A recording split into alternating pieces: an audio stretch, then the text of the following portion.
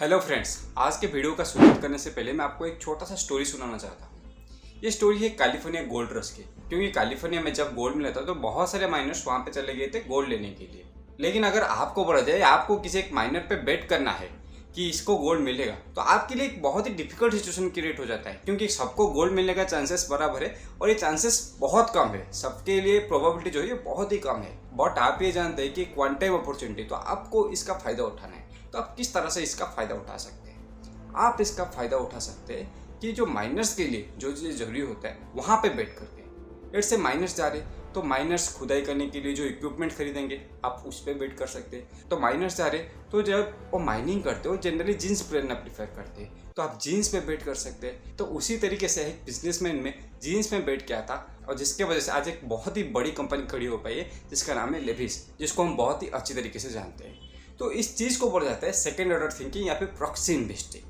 यानी कि आप जो चीज़ हो रहा है उस पर डायरेक्ट इन्वेस्ट नहीं करें, बल्कि उस चीज़ की वजह से जो एक चीज़ बहुत ही ज़्यादा पॉपुलर हो रहा है, बहुत ही ज़्यादा ट्रेंड में आ रहा है, आप उस पर इन्वेस्ट करते हैं। लेट्स से पेंट पॉपुलर हो रहा है लेकिन आपको पता नहीं कि पेंट में कौन से कंपनी में मुझे इन्वेस्ट करना चाहिए, तो आप ऑयल कंपनी में इन्वेस्ट कर सकते हैं क्योंकि वो रॉ मटेरियल की तरह यूज़ होता है। लेट्स से आईटी कंपनी में बूस्ट हो रहा है, देन आप सर्वर कंपनी में इन्वेस्ट कर सकते हैं। उस तरह से आप सेकेंड ऑर्डर थिंकिंग या फिर प्रॉक्सी इन्वेस्टिंग को यूज़ करके बहुत ही अच्छा मुनाफा कमा सकते हैं। तो इस चीज़ को अगर हम इंडिया के पॉइंट ऑफ व्यू में अभी अप्लाई करके देखें देन हमें पता है कि जो ट्रैवल है वो ट्रैवल रिस्ट्रिक्शन हटने के बाद बहुत ही अच्छे तरीके से ग्रो करने वाला है। और जो पर पर्सन इनकम इंक्रीज हो रहा है इसके वजह से बहुत सारे लोग एयरलाइन में जाना प्रेफर करते हैं, होटल में रहना प्रेफर करते हैं। तो इसकी वजह से ये इंडस्ट्री में ग्रोथ आने वाला है। बट प्रॉब्लम यहाँ पे ये आ जाता है कि जो एयरलाइन इंडस्ट्री है वो बहुत ही प्रॉब्लमेटिक इंडस्ट्री है। यानी कि उसमें ऑयल प्राइस बहुत ज़्यादा फ्लक्चुएट करता है और ऑलमोस्ट सारे कंपनी नेगेटिव में या फिर लॉसेस में ऑपरेट करते हैं। हार्डली साउथ वेस्ट एयरलाइन या फिर इंडिगो ऐसे ही कुछ सिलेक्टिव कंपनी है जो कि प्रॉफिटेबली ऑपरेट करते हैं। बट ये कंपनी भी लॉसेस में आ सकते हैं कोविड की वजह से। तो आपके लिए इस सेक्टर में इन्वेस्ट करना डिफिकल्ट हो जाता है। आप जानते हैं इस सेक्टर में बूम आने वाला है, लेकिन किस कंपनी को चूज करिए, फिर सेक्टर में इन्वेस्ट करने से डर लगता है। सेम हो जाता है होटल इंडस्ट्री के केस में कि कोविड आ गया तो पूरा होटल सेक्टर बंद, यानी कि सबका रेवेन्यू जीरो हो जाता है। और ये जो होटल इंडस्ट्री है वो बहुत ही कैपिटल इंटेंसिव है। यानी कि आपको एक मेन सेंट्रल लोकेशन में लैंड चाहिए, उसके बाद आपको एक प्रॉपर्टी अच्छा बिल्डअप करना पड़ेगा, उसके बाद आपको कंटिन्यू सर्विस देना पड़ेगा, तभी जाके बहुत साल बाद आपका एक ब्रांड वैल्यू बढ़ पाता है। अगर आपको उसको एक्सपांशन भी करना है देन आपको सेम प्रोसेस को अप्लाई करते हुए और एक प्रॉपर्टी खरीदना पड़ेगा, उसको बिल्डअप करना पड़ेगा, उसके बाद सर्विस देना पड़ेगा। तो ये इंडस्ट्री भी बहुत ही कैपिटल एक्सपेंसिव है। तो अभी अगर हम इस इंडस्ट्री में बेट करना चाहते हैं देन हम उस पर प्रॉक्सी के ऊपर फोकस करते हैं। यानी कि जब हम एयरलाइन में जाते हैं तो हम टिकट बुकिंग करते हैं और जब हम होटल में जाते हैं तो हम रूम बुकिंग करते हैं। तो जो कंपनी ये बुकिंग सेक्टर में काम कर रही है उसके ऊपर हम बेट कर सकते हैं। तो आज की इस कंपनी यही बुकिंग सेक्टर में काम कर रही है। ये कंपनी एयरलाइन से लेके होटल, टैक्सी, बस, रेल, ये सारे सेगमेंट में अपना सर्विस प्रोवाइड करती है और इस कंपनी का नाम है इजी माई ट्रिप। तो आज हम पहले इस सेक्टर के बारे में एनालिसिस करेंगे, उस कंपनी के बारे में एनालिसिस करेंगे। हम देखेंगे इस कंपनी के पास क्या क्या अपॉर्चुनिटी है और क्या क्या थ्रेट है, और साथ ही साथ हम उसके वैल्यूएशन, और लास्ट में आज हम एक बहुत ही इंटरेस्टिंग चीज़ अपने वीडियो में करने वाले, तो लास्ट तक बने रहिए।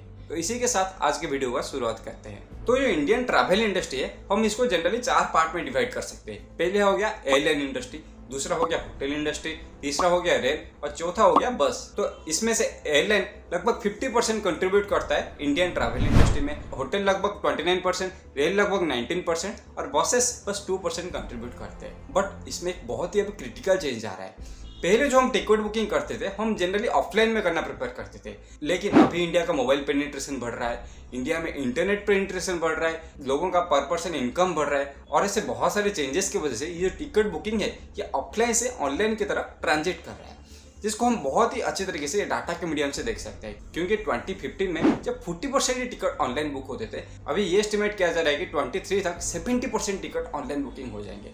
और ये जो इंडस्ट्री है ये 14% CAGR पे ग्रो कर रहा है और 2020 में ये एस्टिमेट किया जा रहा है कि 2025 तक ये इंडस्ट्री का साइज डबल हो जाएगा। यानी कि बहुत ही अच्छी तरीके से इस सेक्टर में ग्रोथ। तो ये तो हो गया पूरा सेक्टर का बात और सेक्टर किस तरीके से ग्रो कर रहा है। तो चलिए अभी इस कंपनी के बिजनेस के बारे में समझते हैं। तो इस कंपनी के बिजनेस को हम जनरली 3 पार्ट में डिवाइड कर सकते हैं। एक हो गया एयरलाइन सेगमेंट, जो कि उनके रेवेन्यू में more than 90% of the chunk contribute करता है। कभी कभी 96, अभी जो कोविड सिचुएशन आ गया इसके वजह से 98% भी कंट्रीब्यूट कर रहा था। दूसरा हो गया होटल या फिर ट्रैवल पैकेज सेगमेंट, जो कि इनके बिजनेस में लगभग 5.4% कंट्रीब्यूट करता है। और बाकी का जो सेगमेंट है अदर्स में ये बहुत सारी चीज आता है, जैसे कि रेल बुकिंग हो गया, बस बुकिंग हो गया, ट्रैवल इंश्योरेंस हो गया, वीजा प्रोसेसिंग का जो सर्विस है वो हो गया।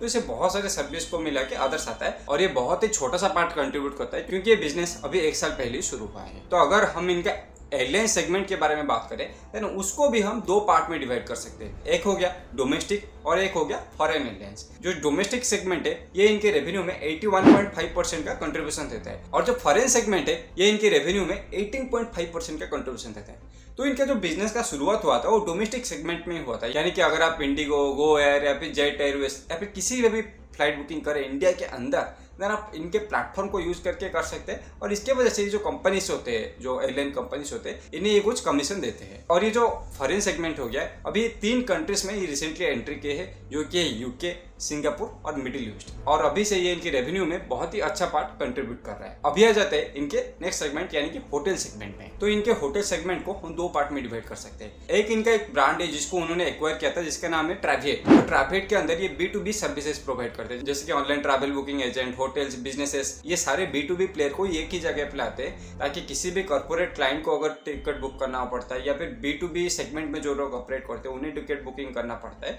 देन आप इस जगह पे आके कर सकते हैं। और दूसरा जो इनका एक्विजिशन है होटल सेगमेंट में, उसका नाम है स्प्री। और ये जो स्प्री है ये अभी उसके अंदर 45 प्रॉपर्टीज को होल्ड करता है, और ये आगे जाके इनके रेवेन्यू में बहुत ही अच्छा सा पार्ट कंट्रीब्यूट कर जाता है।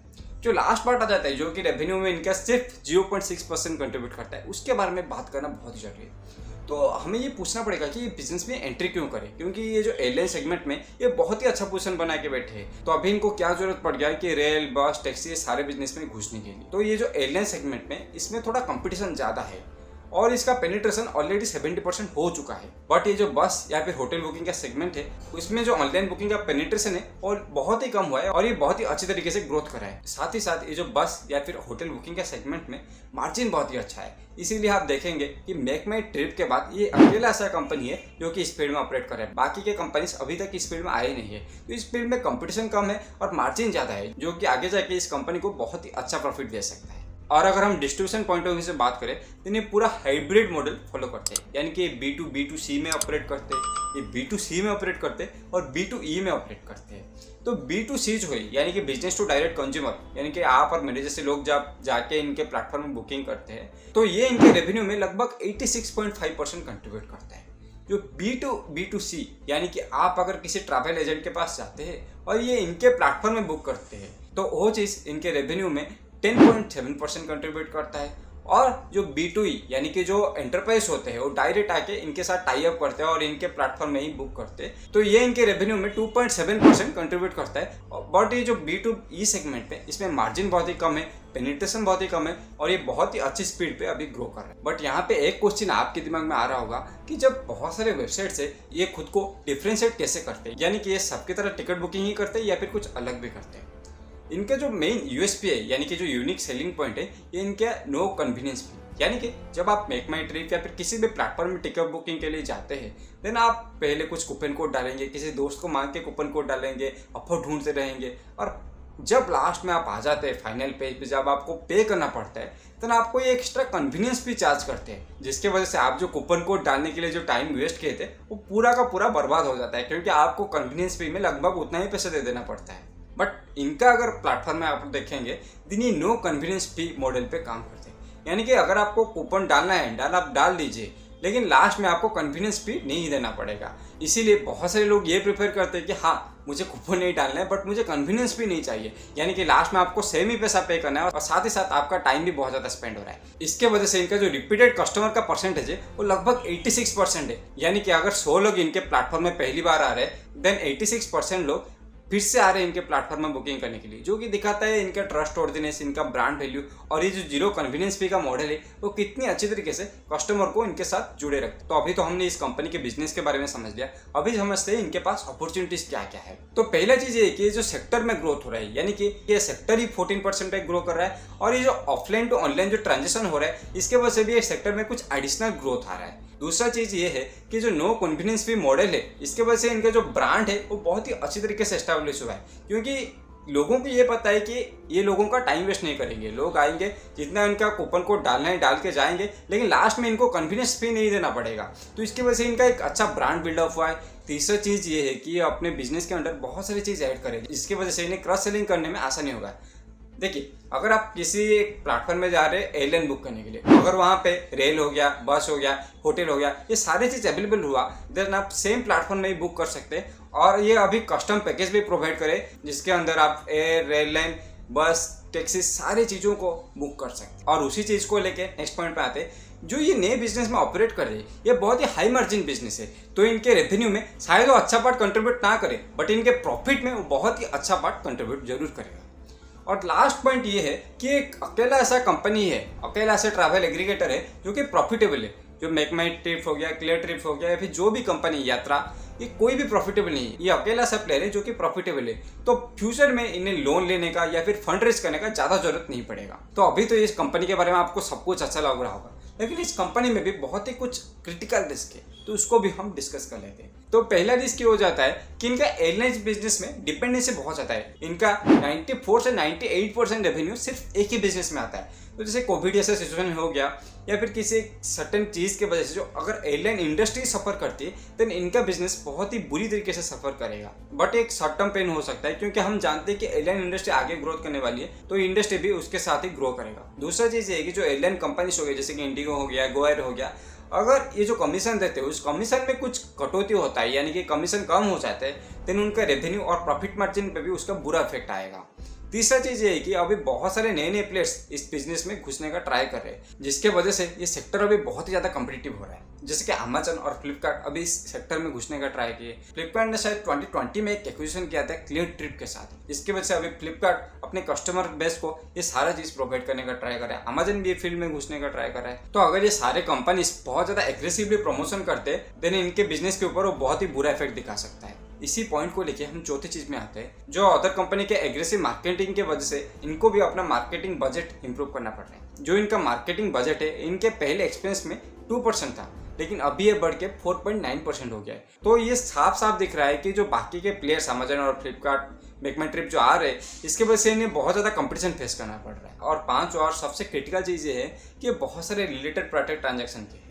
रिलेटेड पार्टी ट्रांजैक्शन मतलब अगर वो कंपनी उस फाउंडर के किसी और एक कंपनी के साथ ज़्यादा ट्रांजैक्शन करती है, तो वहाँ पे कुछ ना कुछ गड़बड़ जरूर होता है। तो अगर इसके हम कुछ ट्रांजैक्शन को देखेंगे, देन इनके फाउंडर इस कंपनी के पैसे को मूवी मेकिंग बिजनेस में यूज़ कर रहे हैं, गोल्ड माइनिंग में यूज़ करें, स्टॉक ट्रेडिंग में यूज़ करें, जो कि एक कॉर्पोरेट गवर्नेंस के इशू के रूप में भी देखा सकता है और एक कंपनी के लॉन्ग टर्म प्रॉब्लम के रूप में भी देखा सकता है। क्योंकि अगर ये फाउंडर ऐसे चीज़ करते हैं, ऑटोमेटिकली कंपनी का पैसा कंपनी से बाहर चला जाएगा, जिसकी वजह से कंपनी को ग्रोथ करने में भी प्रॉब्लम आ सकता है। तो ये तो होंगे उनका सारा अपॉर्चुनिटी और रिस्क।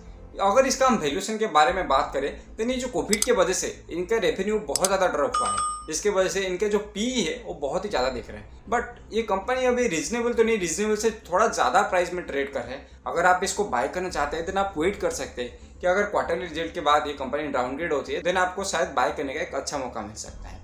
तो अभी मैं लास्ट सेगमेंट में आता हूँ, जो कि मैं बोल रहा था कि एक बहुत ही इंटरेस्टिंग सेगमेंट होने वाला है। तो बहुत सारे जो फेमस इन्वेस्टर है, ये हमेशा एक चीज़ बोलते हैं कि इन्वेस्टिंग को आप जितना सिंप्लीफाइड रखेंगे उतना ही अच्छा है। और अगर आपको किसी कंपनी में इन्वेस्ट करना है, देन आप 3 मिनट के अंदर एक 10 साल के बच्चे को उस चीज़ को समझाइए कि आप उस कंपनी में क्यों इन्वेस्ट करें।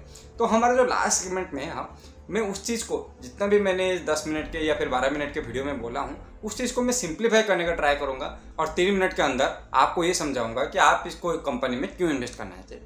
ये कोई बाय या सेल रिकमेंडेशन नहीं है, मैं बस इस चीज़ को आपके लिए सिंप्लीफाई करना चाहता हूँ। तो पहला चीज़ ये है कि इंडस्ट्री 14% में ग्रो कर रहा है और इस इंडस्ट्री में ऑफलाइन टू ऑनलाइन जो ट्रांजिशन हो रहा है, उसके वजह से इंडस्ट्री में एक्स्ट्रा ग्रोथ आ रहा है। इसके साथ साथ ये दूसरे सेगमेंट में भी एंट्री करें, जो कि हाई मार्जिन बिजनेस है, जो इनके रेवेन्यू में बहुत ही अच्छा कंट्रीब्यूशन दे सकता है और ये ऑलरेडी एक प्रॉफिटेबल कंपनी है, तो इनको डेप्ट लेने का जरूरत नहीं है और इनका प्रॉफिट मार्जिन बढ़ रहा है, जो कि इनके बैलेंस शीट को बहुत ज़्यादा स्ट्रांग करेगा, साथ ही साथ इनके रेवेन्यू ग्रोथ में भी हेल्प करेगा। और जो लास्ट पॉइंट है वो इनका ब्रांड बिल्डअप, क्योंकि ये जो जीरो कॉन्फिडेंस फी मॉडल के वजह से लोगों के अंदर इनका एक एक्स्ट्रा ट्रस्ट क्रिएट हो गया है, जो कि इनके ब्रांड वैल्यू में भी बहुत ही अच्छे तरीके से फिट कर रहा है। तो ये था कुछ पॉइंट जिसको आपको कंसिडर करना चाहिए इस कंपनी में इन्वेस्ट करने से पहले।